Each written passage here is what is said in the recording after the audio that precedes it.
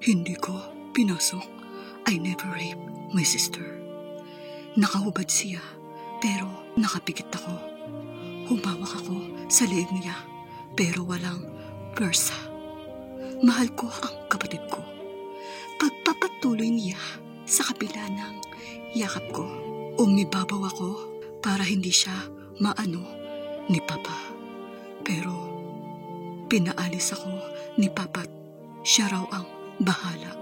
Wala akong choice. Then, ito ka, nakita kita. Nandidiri ka ba sa akin? Umiiyak na sabi niya, hindi ko alam ang isasagot ko. Nawala ang halinghing sa kabilang kwarto at isang malakas na sampal ang narinig ko.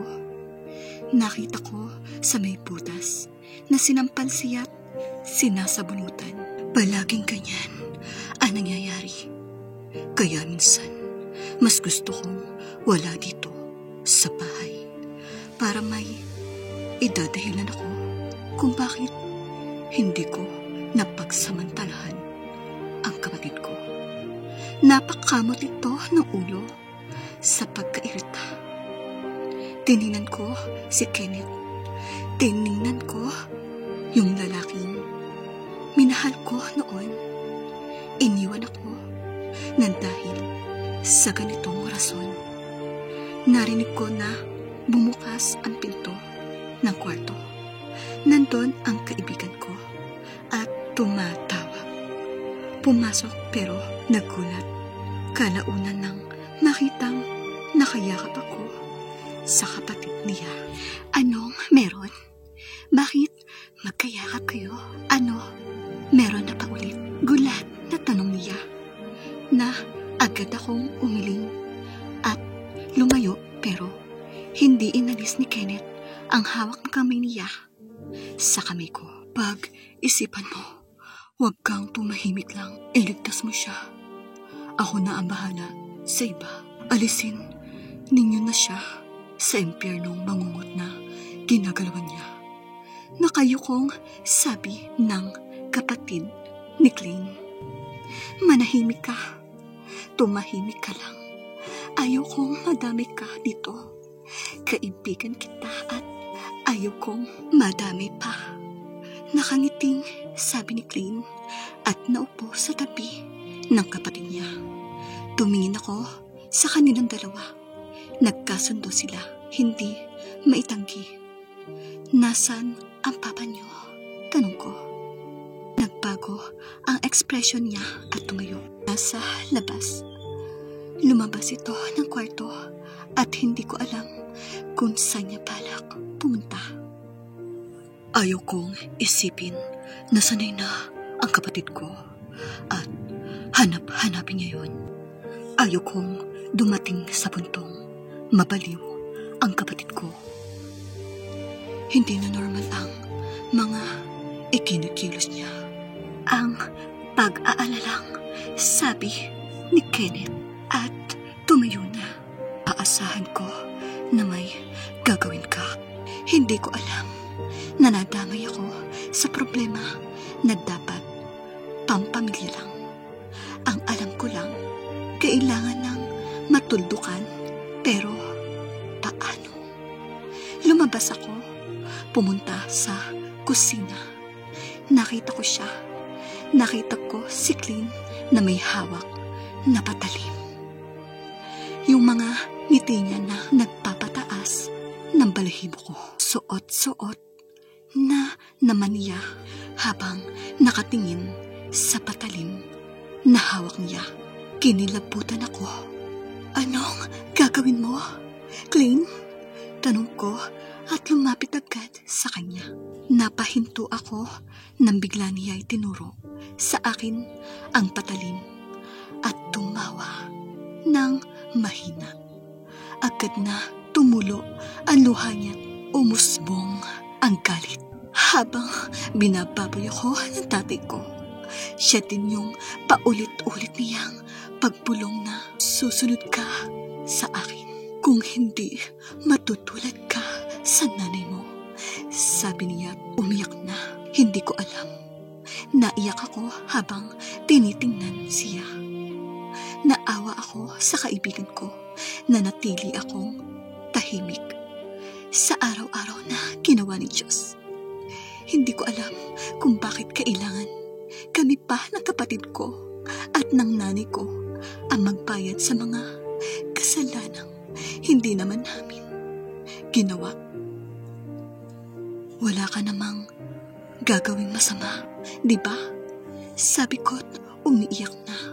Ang may sala, ang mamamatay o ang biktima. Tumawa siya at pinunasan ang luha niya. Hindi ko alam, pero nanlalamig ako. Bunso, itigil mo na yan. Tulog na muna tayo. Singit ni Kenneth at lumapit sa kanya. Nakuha niya ang patalim at yumakap sa kanya si Klein. Patulugin mo ko. Antok na rin ako. Kuya, sagot niya at ngumiti. Parang nagbago ang ihip ng hangin. Hindi ko na kilala ang nasa harapan ko. Sa isang sandali, nagbago siya. Para siyang batang maamo na humawak sa kamay ng kuya niya. Gusto nang ihele siya. Ang kilala kong Klein ay biglang nawala. Ang tahimik at hindi makabasag pinggan ngayon. Parang wala na sa sarili. May ibang pagkatao na. Sinundan ko sila paakyat. Kuya, lalaro daw uli kami ni Papa.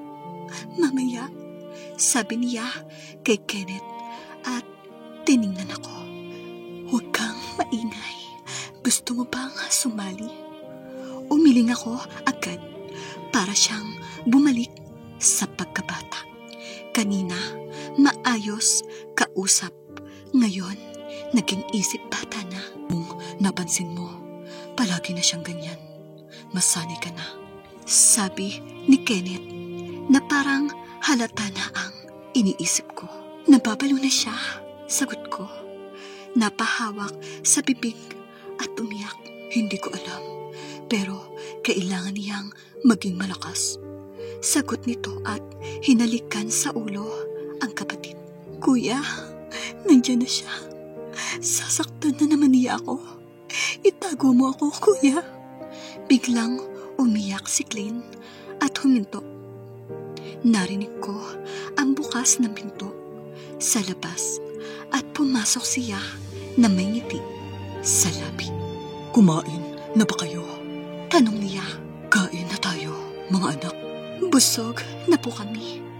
Nag-alinlangan akong sumagot. Kumain na kami. Matutulog na muna kami. Sagot ni Kenneth at hinatak na ang kapatid sa taas. Tiningnan ako ng tatay nila, kaya umakyat na ako't nagmamadali.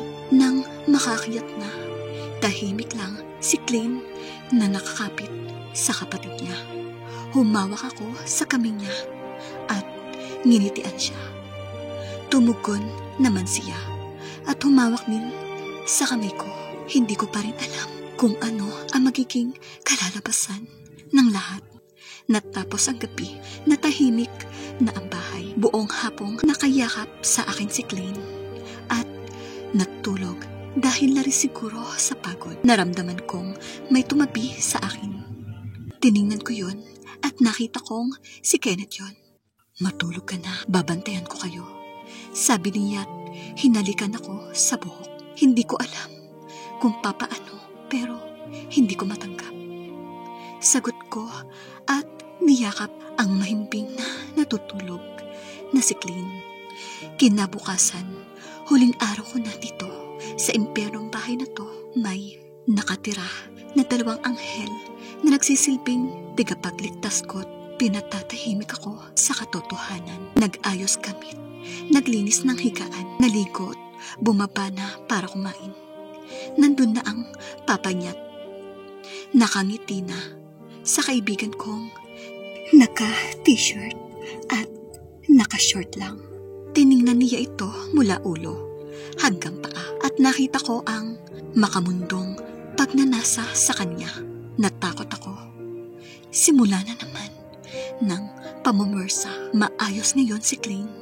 Ang kaibigan ko ay nagbalik na. Nakita ko ang takot sa kanyang mata. Mag-uusap tayo mamaya. Sabi ng papa niya at sabay-sabay na kaming umupo. Nanatili akong walang imik. Anong oras ang uwi mo? Tanong nito sa akin. Mamayang gabi po. Ang sagot ko. At hinawakan ang kamay ni Klein. Balak ko pong isama sana si Klein sa swimming po namin. 3 linggo po iyon. Bakasyon naman po. Tanong ko, sa totoo lang, itatakas ko lang si Klein at siya ka ako magsusumbong. Hindi pwede. Hindi ko pinapayagan. Ang anak ko, may mga kailangan siyang gawin at unahin dito. Sabi niya, kumain na. Wala na kaming imik at kumain na. Bumaba si Kenneth at humalik sa kapatid niya. Tinapik ang balikat ko. Tiningnan yon ng tatay niya. Tinitigan ako. Nakakikilabot ang bawat uri ng pagtingin niya sa akin. Siguro, mamaya ka na umalis. Sinabi niya, nakaramdam ako ng kaba at takot sa pwedeng mangyari. Kenneth, isara mo yung pinto. Ilak mo. May pag-uusapan tayo. Sabi niya, umiling ako kay Kenneth at nagmamakaawa ang mata. To, CR lang ako. Paalam ko. Nagpunta ako sa CR. Nag-text ako kay mama na tumawag ng pulis. Hindi totoong mamaya pa ako ng gabi uuwi. Malapit na sila mama. Pero ayaw kong mabisto nang walang nagagawa. Sinabi ko na magmadali, may hindi nangyayaring maganda. Anong nangyayari? Nasaan ka?